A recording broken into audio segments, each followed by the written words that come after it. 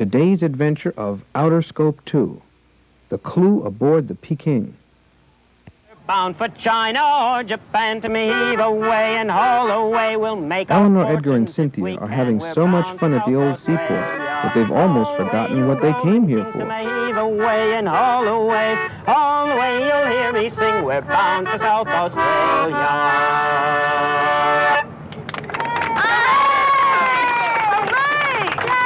Speaking of faraway places, we were going to check out that ship, the Peking, remember? See, right. Yeah, what are we waiting for? Let's get going. Yeah!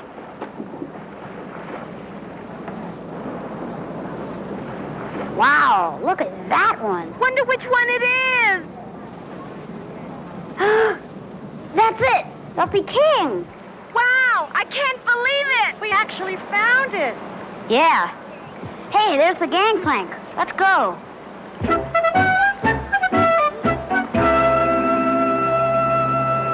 Hold on there. What's your hurry? She's been here all these years. It's for certain she's not going anywhere now. Yes, sir. We know, sir. Can we come on aboard? Stop sirring me. Name's Hatch, Julian Hatch. Only name I got, and I like it just fine. What's yours? Edgar. My name's Edgar. And mine is Cynthia. And this is Eleanor.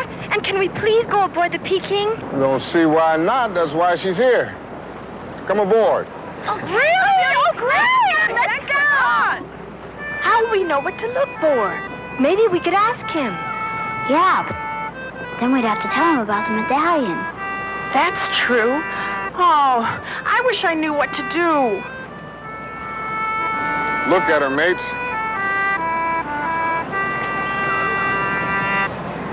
She was marvelously strong in every respect. Off Cape Horn, she did 11 knots with her in a full gale, carrying all 3 courses and lower top gallant Maybe we could sail. just ask to see the log. We'd probably be better off trusting him. I don't know. He seems okay, but... Hey! You kids look like a gang of mutineers. Follow me below decks. You are now in the sail locker. Now, the sailmaker is one of the most important men on the ship. Well, if we trusted him, at least he could do a lot more for us. He'd know the kinds of things we should be looking for. And probably just where to look. Okay, let's have it. What are you kids up to? Oh, we're sorry, sir. It's just that... Well, we really came here to look for something, and we just don't know how to go about it. Just what might you be looking for? Maybe Well, I can help you find it. Our friend's great-great-grandfather, Sailor Bill, once sailed on the Peking and was lost at sea. Well, here's the crew's quarters. You know, you might have bunked right here. But you're not looking to find him aboard her now, are you? Oh, no. But he had an old gold medallion and chain, and we wondered if anything might have been recorded about that after he was lost at sea. Ah, I see. It's an old treasure you're looking for. Well, let's go up to the forecastle deck and check the ship's log and see what we can find, huh? Now, just about when did all of this take place? Well, let's see. What was it Mr. Cuffey said? Well, he said it was a new ship, I think. That's right. The ship went to China. And then there was a big flood. Good fix, mate. Good fix. That'll help us a lot. Let's see. That should put us somewhere right about in here.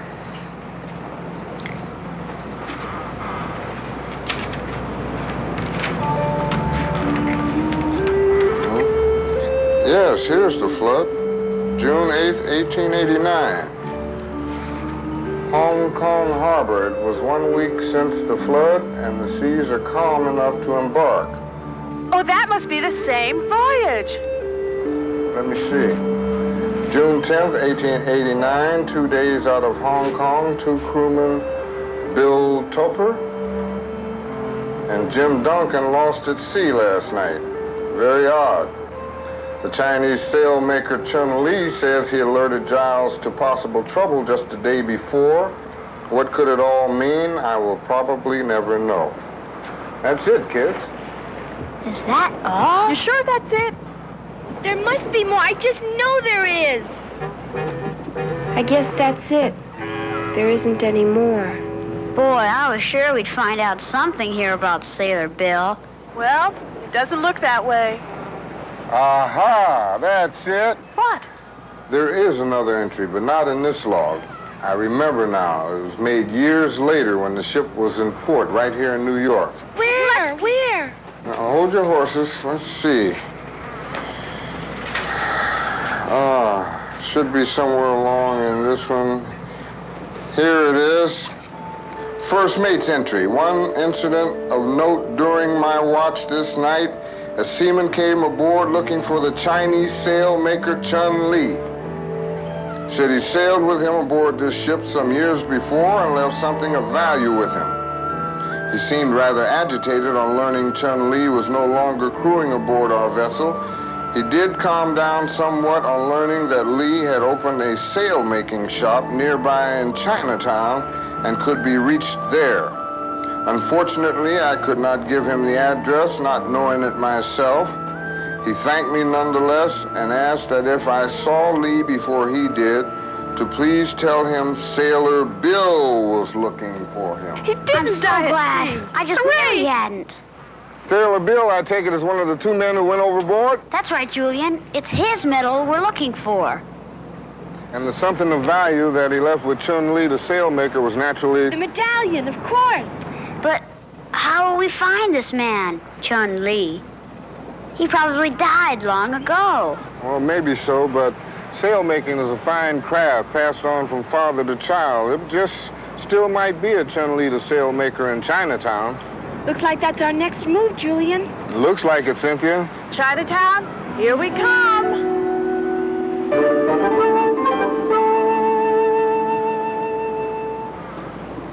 Boy, are we in trouble. Talk about a needle in a haystack. Now what?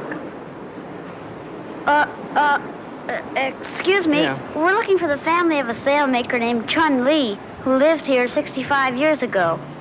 Sailmaker? 65 years ago? Uh-huh. Good luck, Jack. Next time, at the circus. What do you want to know about yourself? What do you want to know about yourself?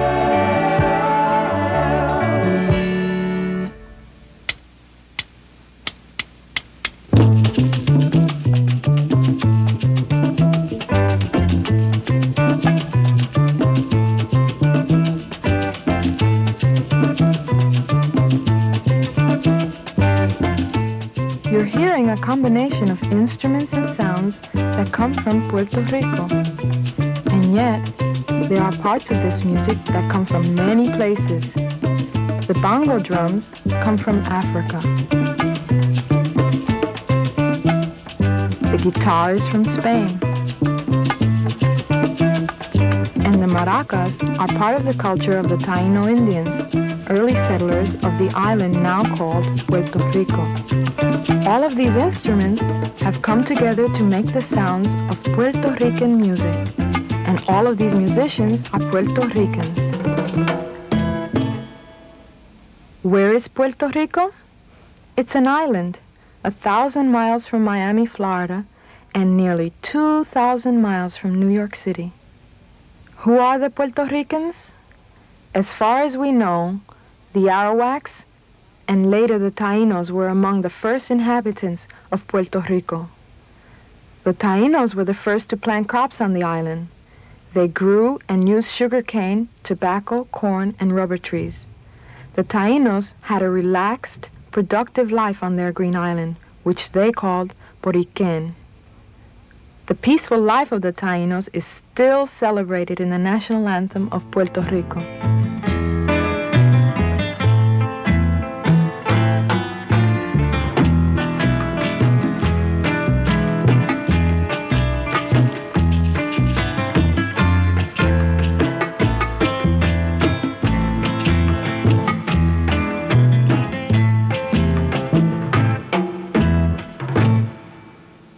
While looking for India, Columbus landed on the island of Boriken. Without asking the Taínos, Columbus claimed the island for Spain.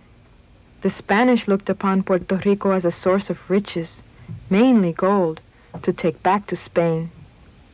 They even changed the name of the island. They called it Puerto Rico, which in Spanish means rich port. The Spanish turned the Taínos' tobacco and sugarcane farms into large food factories called plantations. And they brought Africans as slaves to help uncover the gold.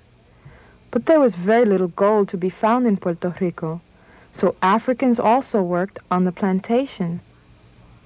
As time went by, other people came to Puerto Rico from all parts of the world.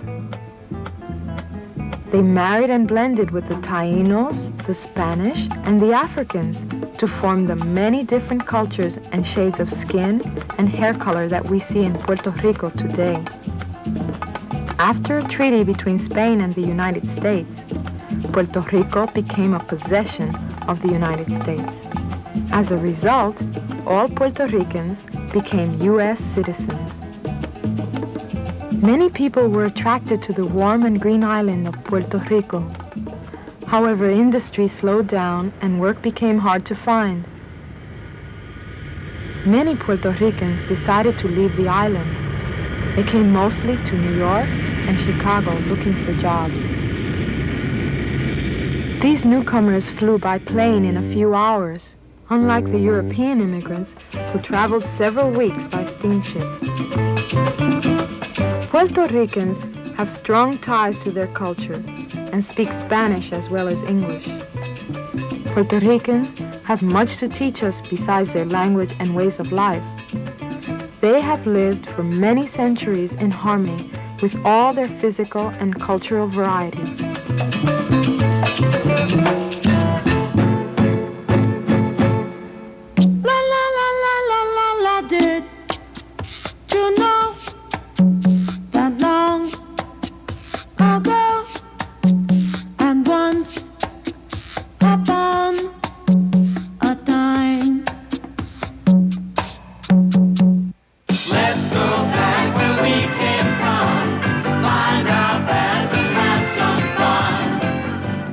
Of Mariana Bracetti, Puerto Rico, 1868.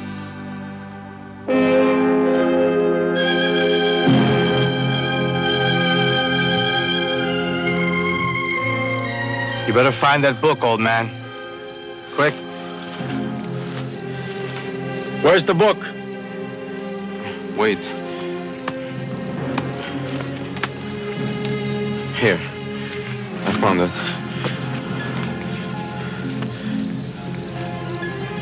See the long hours I have worked?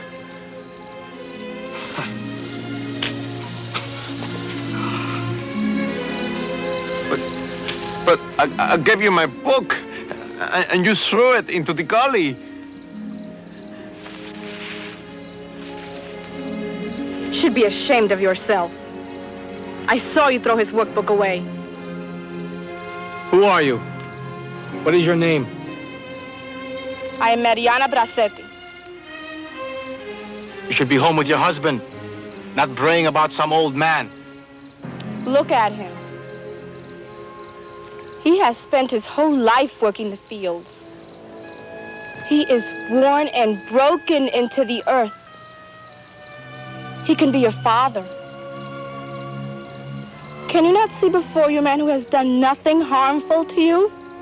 Quiet. I don't want to hear anymore. You speak like a revolutionary. I will have to arrest you. Yes, arrest me. Arrest all of us. I'm warning you.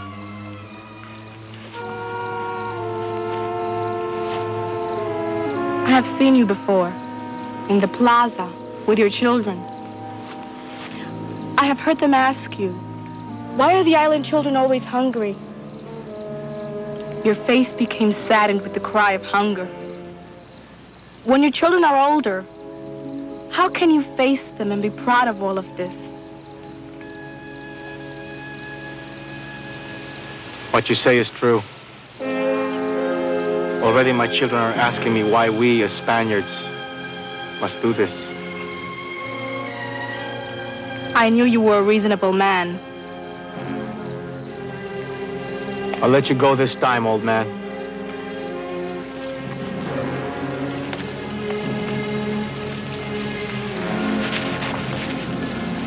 How long must we put up with this? Soon there will be a change. I'm on my way to join the Revolutionary Army. We meet in the mountains outside of Lares. At dawn, we attack. Revolutionary Army? You must go to the other villages. You must tell them the news. All must join in the fight for freedom. With me, I carry the new flag of Puerto Rico. With it, we shall lead the Revolutionary Army on to victory and freedom from Spanish rule. You have unchained my heart. I will go and spread the word of the revolution.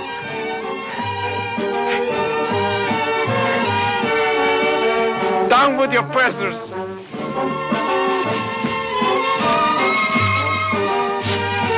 Can I come with you? Who are you? My name is Yolanda. Where are you from? My big problem now is finding out where I am. You are in Puerto Rico, in the mountains outside of Lares, in the year of 1868. Come, this is no place for you.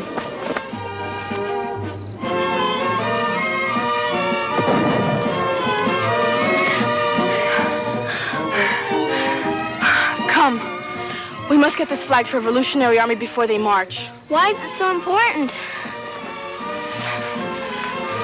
The flag is important because it represents the desires of the Puerto Rican people to be free.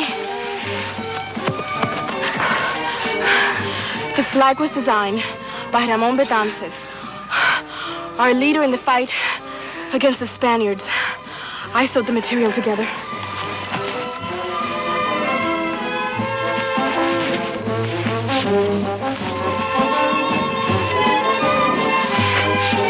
Halt!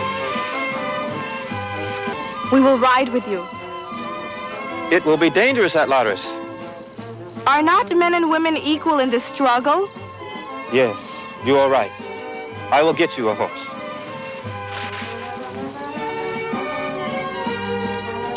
Mariana Bracetti is remembered to this day as one of Puerto Rico's great freedom fighters.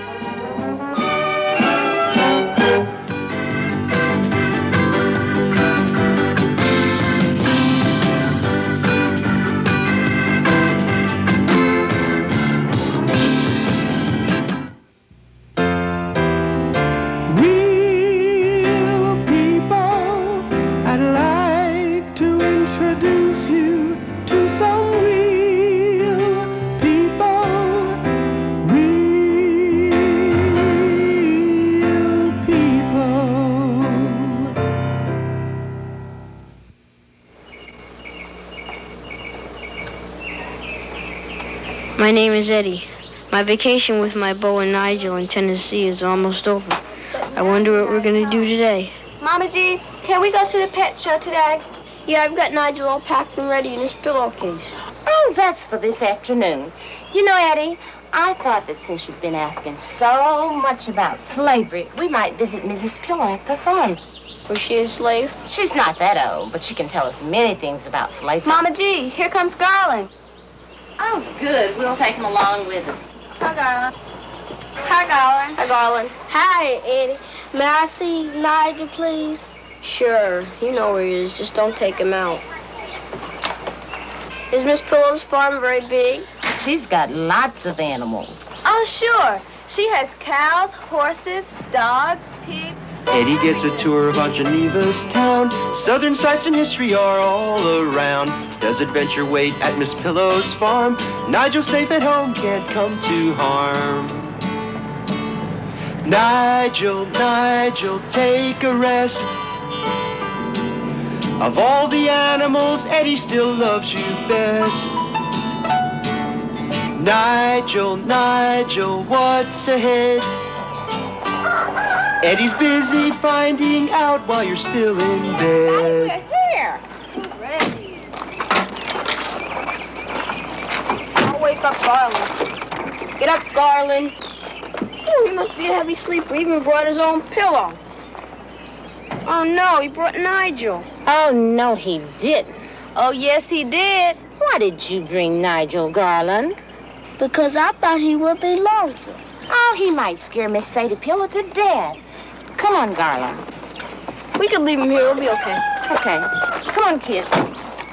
Hi, Pillow. Hello, Miss Sadie. How are you? Oh, here. How are you little people? Hi, Eddie. Have you met Eddie? No, I haven't. This is Eddie, Miss Pillow. hi, Eddie's from New Jersey, Miss Pillow. Eddie's from New Jersey. Uh-huh, and we thought we'd bring him out Well, to I'm see glad you you today. did. You all be seated.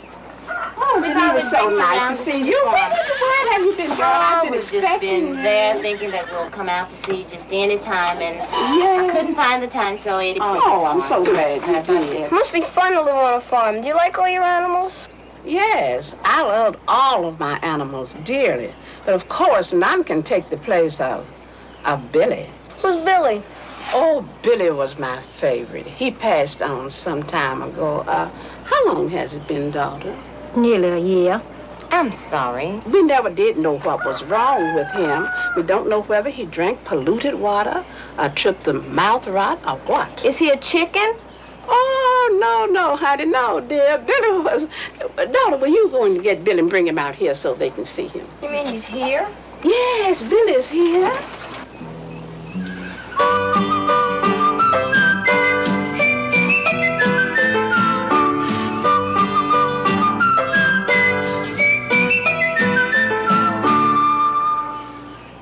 I loved him dearly. He was a favorite of mine. Now, this is Billy. It's a snake. It's pickled. Preserved. My word. Aunt Geneva, do you think Miss Sadie would like to see Nigel? Well, Eddie, since I've seen Billy, I'm sure she would. I have a pet boa named Nigel. Would you like to see him? Well, sure. That sounds interesting. Where is he? He's in the car when you get here. Yes, I'd be glad to see him. Okay. But you all like to have some lemonade. I believe I'll make some for you. I'll help you too, Miss Sadie. Nigel's gone. Gone? Where to? Garland is gone too. He's gone from the car, and so's the pillowcase. Oh, Come on, kids, let's go near the barn and see if we'll look for him. This way. Don't worry. Do you think they're in the car? Oh, let's look out here some. Hey, look what's this kid. Garland, where are you going? Where's Nigel? He's lost on the farm. Were you going to look for him? Well, let's go together, dear. I'd like for you to go with me. Not in here, Nigel, just okay? a bunch of water.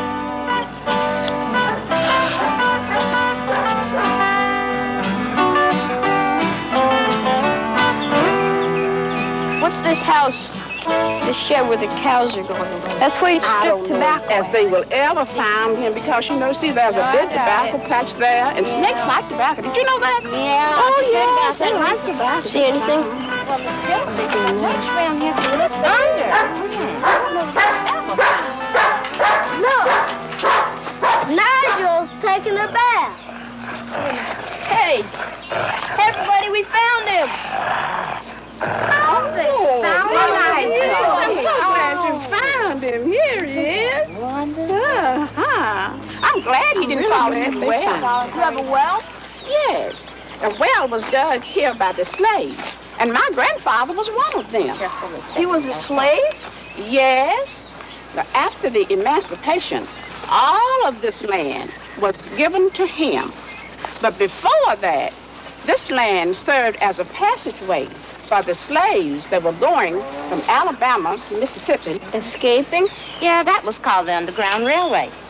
And they used to hide right here in all these bushes that you see around here. They would hide. You know what? Folk used to slip food from behind those cabins back there. Slaves helping other slaves. That's survival. Yes. Come on, everybody. Let's go in and have some lemonade. Oh, you know what? But I think I'll get me a boy. They seem to be so spunky. And I think I'll call him Billy the Second. I'm so glad that we found him. I was so afraid that he would fall in the well or get in that big tobacco field down there. We never would have found him.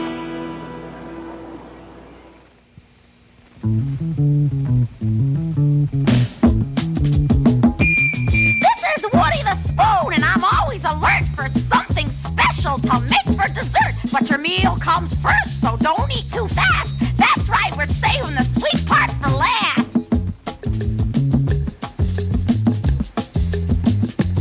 There's a dessert Southern folks make with pride. It's made by two cultures that live side by side. They make pecan pie, luscious and sweet, and food's just one place where cultures meet. You'll need an adult, as you well know, and I'll tell you what to get, so get ready to go. 3 eggs, and that's a fact, 1 teaspoon of vanilla extract. Now 1 cup of corn syrup, the dark kind is best. 1 cup of pecans, halved or chopped, I'd suggest. 1/4 cup of sugar and salt, just a pinch, that's all we need, it's really a cinch. Now break the eggs and put them in a bowl. Mix them all together, that's the goal. Add syrup, salt, and vanilla extract. Then sugar and pecans go into your rack.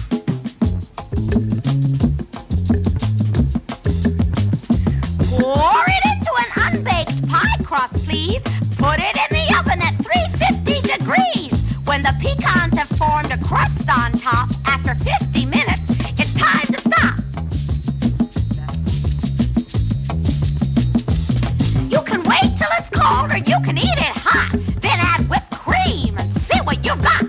Either way you eat this pecan pie, you are gonna praise its flavor to the sky. Oh my goodness, it's good. Southern pecan pie! Get right in with your vegetables, delicious things. Get right in on the morning. Get right in, come on and bring us around.